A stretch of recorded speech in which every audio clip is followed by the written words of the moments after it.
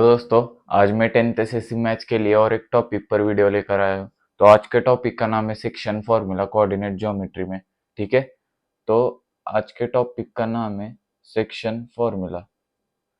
अब मैं आपको बताता हूँ ये फॉर्मूला कैसे आया, मतलब आपको कंसेप्ट भी समझ में आएगा। ठीक है, मैं बताता हूँ। समझो ये एक ग्राफ है y x, ये y डैश, ये x डैश। ठीक है, ये आपको पता है। अब मैंने क्या किया, दो पॉइंट्स लिए। ठीक है, दो पॉइंट्स लिए और ऐसा एक लाइन बना दिया। ठीक है, ए एंड बी। ठीक है, ए एंड बी मैंने दो पॉइंट्स लिए, इनके बीच में मैंने एक पीक पॉइंट लिया। ठीक है, समझो इस ए पॉइंट के कोऑर्डिनेट से x1 y1, बी के x बी पॉइंट के कोऑर्डिनेट से x2 y2, और जो पी के कोऑर्डिनेट से वो है x y, ऐसा हमने मान लिया। ठीक है, अब हम ऐसा करते हैं कि हम मान लेते हैं कि ये जो पॉइंट पी है वो लाइन ए बी को M is to N ratio में डिवाइड कर रहा है। P dividing line A B, या सेगमेंट ए बी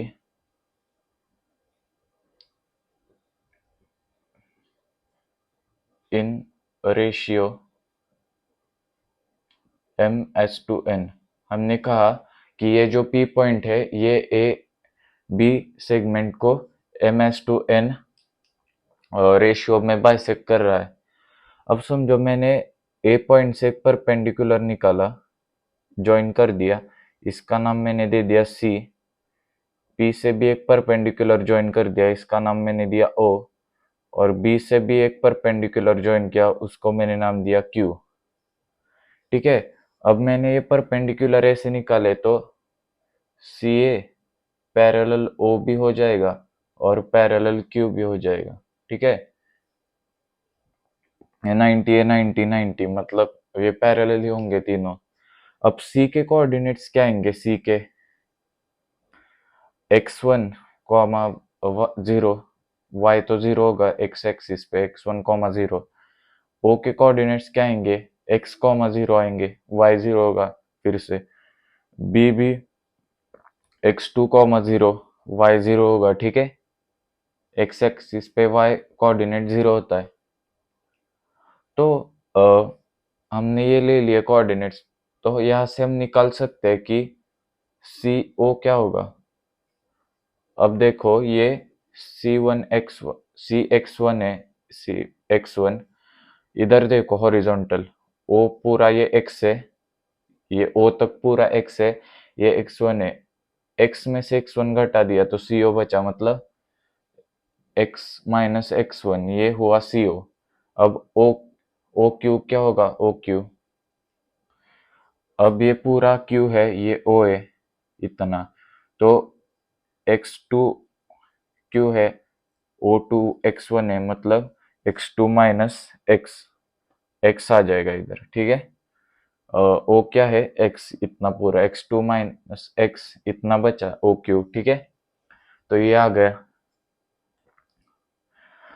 अब ये तीनों पैरेलल लाइंस है, और हम बोल सकते हैं कि ये एक्स और ये ए भी ट्रांसवर्सल है।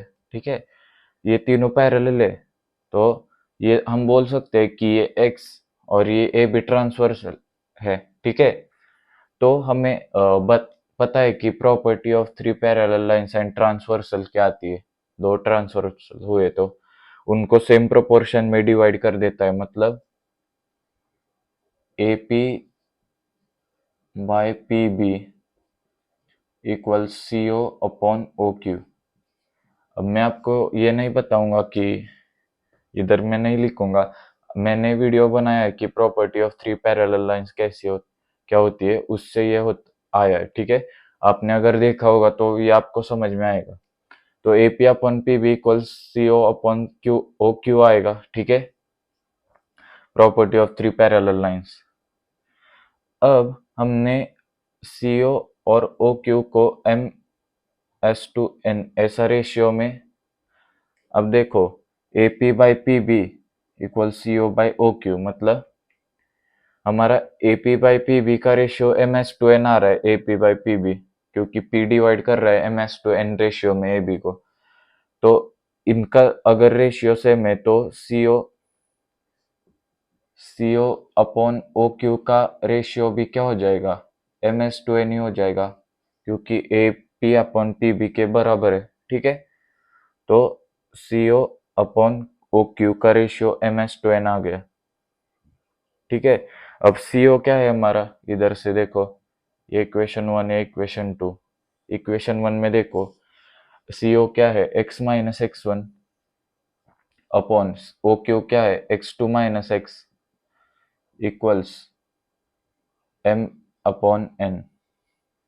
अब कर दो क्रॉस मल्टीप्लाई, तो ये क्या आएगा, n x n into x n x minus n into x1 n equals m into x2 mx2 minus m into x mx।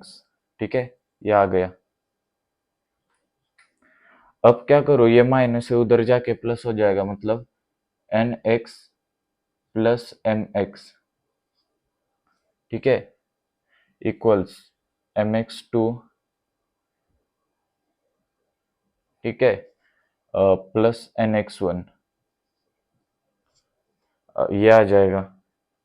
अब इधर से हमने अगर x कॉमन लिया, इधर लिख देता हूँ, इधर अगर इनमें से हमने x कॉमन लिया तो x comma m plus n आ जाएगा, और ये टर्म तो सेम ही रहेगा। ठीक है, प्लस nx1 आपको दिख रहा होगा, आई होप ये आपको दिख रहा होगा। अब मैं क्या करता हूँ, ये m प्लस n को ये डिवाइड में मल्टीप्लीकेशन में है तो इसे डिवाइड में भेज देता हूँ, मतलब अगर मैंने इरेज कर दिया तो हमारा सिर्फ x क्या आएगा, m प्लस n। यही हमारा सेक्शन फॉर्मूला होता है। ठीक है, तो होप आपको ये समझ में आ गया होगा। ठीक है, इतना कुछ समझने की ज़रूरत नहीं है कि कैसे आए, मैंने आपको सिर्फ कंसेप्ट क्लियर होने के लिए बताया। ठीक है, तो फिर से मैं आपको बता देता हूँ लिख के कि x क्या आता है सेक्शन फॉर्मूला, और y कैसे आता है वो भी बता। तो सेक्शन फॉर्मूला से हमारा x जो आता है वो आता है mx2 plus nx1 upon m plus n। ठीक है, और m और n रेशियो होता है, वो आपको याद होना चाहिए। और y के लिए similarly my2 plus ny1 upon m plus n। सिर्फ x की जगह y रख देना है, आपका y आ जाएगा ऐसे हिस्से में। ठीक है, तो यह आपको याद रखना है, ये सेक्शन फॉर्मूला होता है। अब एक आपको बताता हूँ ये पॉइंट, समझो अगर m इक्वल्स n हुआ तो, मतलब दोनों रेशियो इक्वल्स हुए ms to m equals n, तो क्या होगा, तो हम m n के लिए भी m ही लिख सकते हैं, या n के लिए हम n इक्वल्स n ऐसा लिख सकते हैं। ठीक है, मैं बताता हूँ आपको। x इक्वल्स हमारा क्या आया था value, my2 sorry mx2 plus nx1 upon m plus n, ये आया था, x के लिए ये वैल्यू आया था। तो इसे हम ms2n है तो इसलिए इधर हम m भी लिख सकते हैं n की जगह, तो mx2 प्लस mx1, क्योंकि m इक्वल्स n है तो क्या ही फर्क पड़ेगा, m प्लस n। तो ये क्या हो जाएगा, इनमें से m कॉमन लिया, ऊपर हमने m कॉमन लिया तो x2 plus x1 upon m plus m 2m आता है, तो m से m कैंसिल हो गया, तो हमारा आया answer x1 plus x2 upon 2। ठीक है, तो ये याद रखो, अगर कोई भी पॉइंट या रेशियो अगर इक्वल हो, या कोई भी पॉइंट एक सेगमेंट को इक्वल रेशियो में डिवाइड कर दे तो इसका x coordinate x1 plus x2/2 आता है, ठीक है। और सिमिलरली y के लिए आपका y1 प्लस y2/2 आता है, ठीक है। x के लिए तो y के लिए सेम, ठीक है। अब मैं एग्जांपल्स लेता हूँ कुछ, एंड में आपको एक क्वेश्चन दूंगा, आप जरूर सॉल्व करना। तो क्वेश्चन है point x divides segment AB in ratio, ठीक है, 2:3। पॉइंट्स आर, मतलब ए और बी हमें दिए है, ठीक है। ए हमें दिया है 1,2 और बी हमें दिया है 4,6। तो मैं फाइंड, ये कैपिटल एक्स लिख देता हूँ, एक्स एंड वाई या और कोऑर्डिनेट्स, ठीक है। हमें कोऑर्डिनेट्स फाइंड करना है। तो हमें पता है एक्स के लिए क्या आएगा, ठीक है। सेक्शन फॉर्मूला से mx2 plus nx1 upon m plus n। अब एग्जाम में लिख देना बाय सेक्शन फॉर्मूला। तो x क्या आएगा, m क्या है हमारा 2 है, n क्या है 3 है, ms2n मतलब m2 होगा 2 इंटू x2। x2 क्या है हमारा 4 प्लस n क्या है हमारा 3, 3 इंटू x1, x1 क्या है 1 upon m plus n, 2 plus 3 क्या आता है 5, 2 प्लस 3 मतलब 5 आएगा। तो देयरफॉर x क्या आएगा 8 प्लस 3 अपॉन 5, क्या आएगा ये 11 upon 5,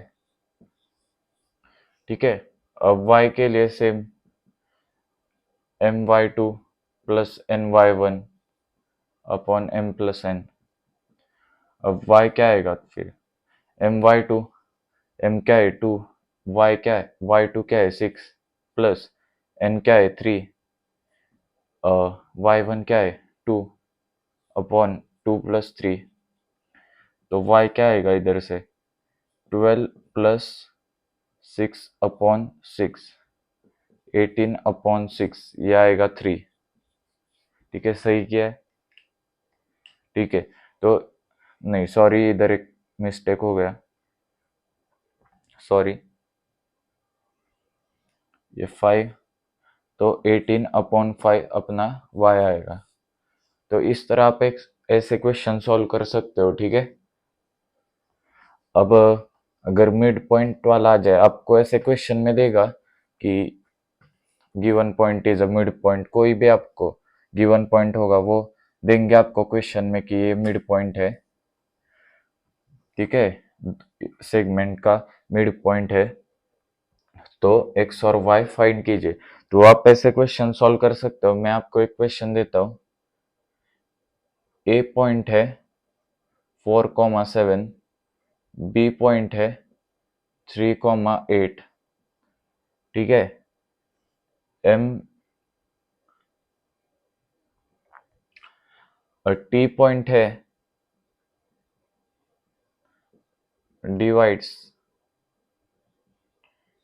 A B in ratio 4,5।